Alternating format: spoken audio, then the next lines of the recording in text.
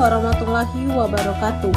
Perkenalkan, nama saya Helda, NIM 5020245252. Di sini saya akan membuat video tugas dari hukum perkawinan Islam yang berjudul Perjanjian Perkawinan dalam Studi Kasus Pembagian Harta setelah perceraian suami istri dalam surat menyurat perjanjian.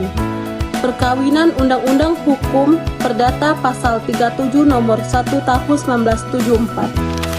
Penelitian ini bertujuan untuk menganalisis mekanisme pembagian harta setelah perceraian antara suami dan istri dalam konteks perjanjian perkawinan. Sebagaimana diatur dalam Pasal 37 Undang-Undang Nomor 1 Tahun 1974 tentang perkawinan dan Kitab Undang-Undang Hukum Perdata, fokus kajian diarahkan pada praktik surat menyurat perjanjian perkawinan sebagai instrumen hukum yang menentukan kedudukan masing-masing pihak terhadap harta bersama maupun harta bawaan. Metode penelitian yang digunakan adalah pendekatan yuridis normatif dengan studi kasus yang menelaah dokumen perjanjian serta putusan pengadilan terkait perceraian. Hasil penelitian menunjukkan bahwa keberadaan perjanjian perkawinan memberikan kepastian hukum dalam pembagian harta, sekalian mencegah timbulnya sengketa perkepanjangan. Namun, implementasi di lapangan masih menghadapi kendala berupa kurangnya pemahaman masyarakat terhadap fungsi perjanjian perkawinan dan keterbatasan penegakan hukum. Kesimpulan dan penelitian ini menegaskan pentingnya sosialisasi dan penguatan regulasi agar perjanjian perkawinan dapat berfungsi optimal sebagai instrumen perlindungan hak dan kewajiban masing-masing pihak setelah perceraian. 1. Pendahuluan. Perkawinan merupakan ikatan lahir batin antara seorang pria dan wanita yang bertujuan membentuk keluarga yang bahagia dan kekal berdasarkan ketuhanan yang Maha Esa. Namun dalam praktiknya, tidak semua perkawinan dapat bertahan hingga akhir kehidupan. Perceraian menjadi salah satu realitas sosial yang tidak dapat dihindari, dan konsekuensinya menimbulkan persoalan hukum, terutama terkait pembagian harta bersama. Undang-Undang Nomor 1 Tahun 1974 tentang perkawinan, khususnya Pasal 37, memberikan landasan hukum mengenai pembagian harta setelah perceraian. Ketentuan tersebut menegaskan bahwa pembagian harta diatur menurut hukum masing-masing, termasuk melalui perjanjian perkawinan yang dibuat sebelum atau selama ikatan perkawinan berlangsung. Perjanjian perkawinan menjadi instrumen penting untuk memberikan kepastian hukum, melindungi hak dan kewajiban masing-masing pihak, serta mencegah timbulnya sengketa berkepanjangan setelah perceraian. Melalui studi kasus, penelitian ini berupaya mengkaji efektivitas perjanjian perkawinan dalam pembagian harta setelah perceraian dengan pendekatan yuridis normatif yang menelaah ketentuan hukum perdata dan praktik peradilan. Penelitian ini diharapkan dapat memberikan kontribusi terhadap pengembangan ilmu hukum keluarga, sekaligus menjadi referensi bagi masyarakat dan praktisi hukum dalam memahami pentingnya perjanjian perkawinan sebagai instrumen perlindungan hukum.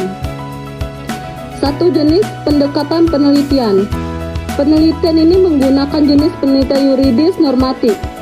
Pendekatan yang digunakan adalah pendekatan perundang-undangan, menelaah Undang-Undang Nomor 1 Tahun 1974 tentang perkawinan, khususnya Pasal 37 serta KUH Perdata. Pendekatan kasus menganalisis dokumen surat menyurat atau akta perjanjian perkawinan, konteks sengketa pembagian harta.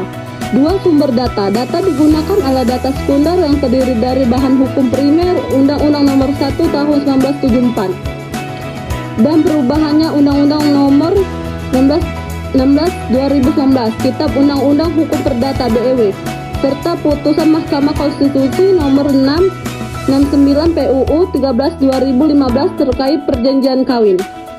Bahan hukum tersier, kamus hukum dan ensiklopedia. Teknik pengumpulan data dikumpulkan melalui studi dokumen. Penelitian melakukan inventarisasi, klasifikasi, dan pencatatan terhadap dokumen perjanjian perkawinan serta aturan hukum yang mengatur pemisahan harta. Metode analisis dan data secara kuantitatif dengan metode deduktif. Penelitian berangkat dari aturan umum Undang-Undang Perkawinan, kemudian menarik kesimpulan spesifik terhadap kasus pembagian harta yang didasarkan pada sifat perjanjian perkawinan tersebut. 3. Hasil pembahasan. Kedudukan hukum perjanjian perkawinan dalam hukum positif Indonesia berdasarkan temuan penelitian. Perjanjian perkawinan yang dibuat secara tertulis dan disahkan oleh notaris serta didaftarkan memiliki kedudukan sebagai undang-undang bagi para pihak yang membuatnya. Meskipun pasal 37 Undang-Undang Nomor 1 Tahun 1974 menyatakan bahwa harta bersama diatur menurut hukumnya, masing-masing hukum agama, hukum adat, dan hukum lainnya. Keberadaan perjanjian perkawinan bersifat lex specialis, artinya jika pasangan suami istri memiliki surat menyurat atau akta perjanjian perkawinan yang sah, maka pembagian harta setelah perceraian tidak lagi mengikuti kaidah bagi dua secara umum, melainkan wajib mengikuti klausul-klausul yang telah disepakati dalam perjanjian tersebut. Analisis pasal 37 Undang-Undang Nomor 1 Tahun 1974 terhadap pembagian harta. Dalam studi kasus ini, pasal 37 memberikan ruang fleksibilitas terasa hukumnya masing-masing. Dalam pasal tersebut mencakup kesepakatan perdata yang dibuat melalui perjanjian perkawinan. Hasil analisis menunjukkan bahwa pemisahan harta perjanjian perkawinan efektif mencegah terjadinya percampuran harta, sehingga saat perceraian terjadi tidak ada objek sengketa harta gonogini karena kepemilikan aset sudah diidentifikasi sejak awal. Kepastian hukum. Surat perjanjian perkawinan berfungsi sebagai alat bukti mutlak di pengadilan untuk menyampingkan tuntutan pembagian harta bersama yang diajukan oleh salah satu pihak. Kendala dalam implementasi pembagian harta. Ditemukan bahwa permasalahan muncul apabila perjanjian perkawinan tidak didaftarkan secara resmi di Dinas Kependudukan dan Pencatatan Sipil atau Kantor Urusan Agama (KUA). Tanpa pendaftaran, perjanjian tersebut hanya mengikat suami istri tetapi tidak mengikat pihak ketiga, seperti kreditor.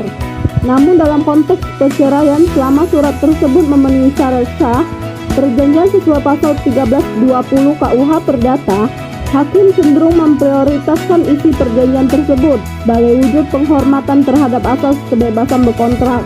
Penutup, berdasarkan hasil penelitian dan pembahasan dapat disimpulkan bahwa kedudukan perjanjian perkawinan merupakan instrumen hukum yang bersifat lex specialis yang mengesampingkan aturan umum pembagian harta bersama. Dokumen ini memberikan kepastian hukum yang bersifat mutlak bagi suami istri dalam hal terjadi perceraian. Implementasi pasal 37 Undang-Undang Nomor 1 1974, pasal ini memberikan fleksibilitas di mana pembagian harta diselesaikan berdasarkan hukumnya masing-masing. Dalam konteks ini, berdasarkan hukumnya masing-masing, perjanjian perkawinan surat menyurat yang sah secara perdata diakui sebagai hukum yang mengikat para pihak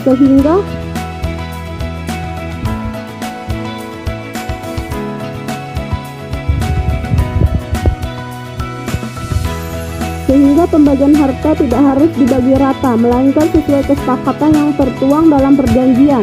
Kekuatan pembuktian keabsahan perjanjian sangat bergantung pada pemenuhan syarat material pasal 1320 KUH Perdata dan syarat formal berupa pendaftaran.